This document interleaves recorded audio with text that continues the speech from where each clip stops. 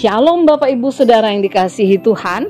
Hari ini kita berjumpa kembali dalam program Marturia Ministry. Kita mengucap syukur untuk berbagai kebaikan, kasih setia Tuhan yang kita alami dalam kehidupan kita dari waktu ke waktu. Bahkan untuk kesempatan menikmati setiap pertambahan usia, baik yang saat ini mengalami pertambahan usia kelahiran maupun perkawinan. Kami mengucapkan selamat ulang tahun teristimewa bagi Oma Ros Runtukahu, Bapak Sabam Nainggolan, dan Bapak Joko Paulus dari Pospelkes Waihandop, serta ulang tahun perkawinan bagi keluarga Bapak Momos Situmorang dan Ibu Heni Setiawati Boruhutagalung. Juga keluarga Bapak Joko Paulus dan Ibu Salmina dari Pospelkes Waihandop. Kiranya Tuhan Yesus memberkati dan menyempurnakan sukacita Bapak Ibu Saudara sekalian. Hari ini firman Tuhan akan menyapa kita kembali. Sebelum kita membaca dan merenungkan firman Tuhan, mari kita berdoa. Tuhan Yesus yang mengasihi kami mengucap syukur untuk firman Tuhan yang menyapa kehidupan kami kembali. Tuntunlah kami dengan kuasa Roh Kudus-Mu, sehingga kami dapat mengerti dan memahami tentang kekayaan firman Allah yang akan kami baca dan kami renungkan. Di dalam nama Tuhan Yesus kami berdoa. Amin. Firman Tuhan pada saat ini terambil dari kitab Hosea, pasal yang pertama, ayatnya yang pertama hingga ayatnya yang ke-9, yang menyatakan, firman Tuhan yang datang kepada Hosea bin Beri pada zaman Uzia, Yotam, Ahaz, dan Hizkia, raja-raja Yehuda, dan pada zaman Yerobeam bin Yoas, raja Israel.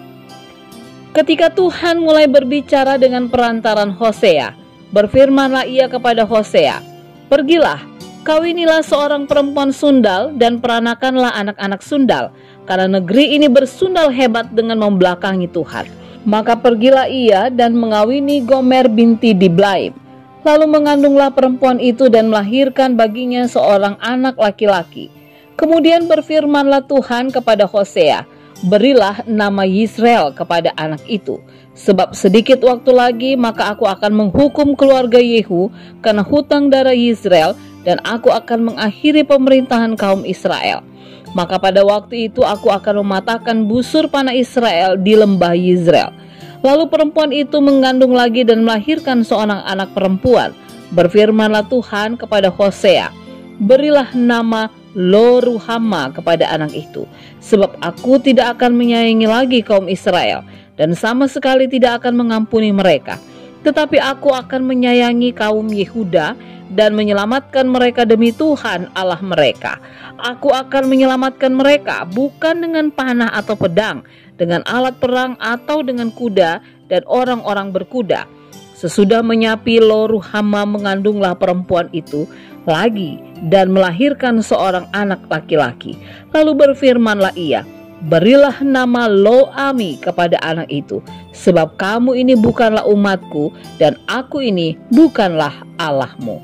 Demikianlah pembacaan Alkitab. Hosea adalah seorang nabi. Ia diperintahkan oleh Tuhan untuk menikahi seorang perempuan pelacur yang bernama Gomer. Tentu saja ini bukanlah tugas yang mudah. Namun, apa yang diperintahkan oleh Tuhan ditaati oleh Hosea. Perkawinan ini bukanlah tanpa makna. Begitu juga dengan kehadiran anak-anak yang dihasilkan dari perkawinan tersebut. Pesan nyata dari perkawinan ini bahwa Tuhan sangat mencintai umat Israel. Namun umat Israel membalasnya dengan melakukan penyembahan terhadap dewa-dewa lain. Umat Israel melakukan persinahan dengan menyembah berhala dan melukai hati Tuhan. Namun Tuhan terus memanggil umatnya kembali untuk tetap hidup di dalam kesetiaan dan kemurnian cinta Tuhan. Membaca kitab Hosea ini, kita semua diingatkan tentang hubungan Allah dan manusia. Allah yang mengasihi manusia dengan kasih setianya, namun manusia yang terkadang tidak setia. Manusia terkadang menjadi pribadi yang hidup dengan cara berpikirnya yang tidak taat, mengabaikan Tuhan dan membelakanginya, dengan cara melakukan apa yang tidak dikehendaki oleh Tuhan. Karena itu, ketika firman Tuhan ini menyapa kita saat ini, mari sebagai anak-anak Tuhan, kita merubah cara hidup kita yang tidak benar. Kita perbaiki sikap hidup kita yang sering kali mengabaikan Tuhan. Jangan hanya ketika kita butuh Tuhan, baru kita setia dan taat, bahkan rajin berdoa. Namun ketika semua aman, kita justru berpaling darinya. Mari hidup dalam cinta kasih Allah dan pergunakan kesempatan hidup untuk hidup dalam kesetiaan dan ketaatan. Amin. Bapak Ibu Saudara yang dikasihi Tuhan, mari kita berdoa. Allah Bapa di sorga, terima kasih untuk firman-Mu yang saat ini sudah mengajarkan kepada kami. Tuntunlah kami ya Allah agar kami hidup dalam ketaatan dan kesetiaan. Sehingga bukan hanya dikala kami menghadapi berbagai persoalan hidup, lalu kami menjadi pribadi yang senantiasa taat dan rajin berdoa.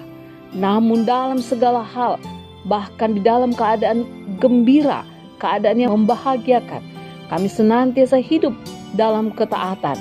Sehingga hidup yang taat dan setia boleh menjadi pribadi yang meneladani kasih Tuhan dimanapun kami berada. Di dalam nama Tuhan Yesus kami berdoa. Amin. Selamat beraktivitas Bapak Ibu Saudara yang kekasih. Selamat menyiapkan diri untuk beribadah bersama dengan keluarga dalam ibadah minggu hari ini. Tuhan Yesus memberkati.